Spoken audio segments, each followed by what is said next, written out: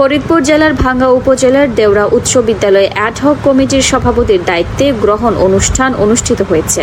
Staff reporter Mohammad Shahadat Hossain জানান, ফরিদপুর জেলার ভাঙ্গা উপজেলার কলামৃতা ইউনিয়ন পরিষদের চেয়ারম্যান রেজাউল মাতুব্বর এর সভাপতিত্বে দেওড়া উচ্চ বিদ্যালয় নবগঠিত অ্যাডহক কমিটির সভাপতি হিসেবে দায়িত্ব গ্রহণ করলেন কালামৃতা ইউনিয়ন বিএনপির সাবেক সাধারণ সম্পাদক জাহাঙ্গীর ব্যাপারী।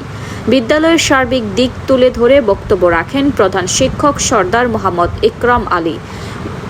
এ সময় বক্তব্য রাখেন শিক্ষক প্রতিনিধি ইব্রাহিম খলিল, অভিভাবক সদস্য মনিরুজ্জামান আকন, বিশিষ্ট সমাজসেবক দাদন মীর, যুবদল নেতা নাহিদ হাওলাদার। উপস্থিত ছিলেন সিনিয়র শিক্ষক নরোত্তম সরকার, নওশুরুজ্জামান মোল্লা, শাহাবুদ্দিন আসমা আক্তার, ফাহিমা বেগম, ফরহাদ হোসেন। অনুষ্ঠান শেষে শিক্ষার মান বৃদ্ধির লক্ষ্যে বিভিন্ন বিষয় নিয়ে বক্তব্য রাখেন নবগঠিত জাহাঙ্গীর ব্যাপারী।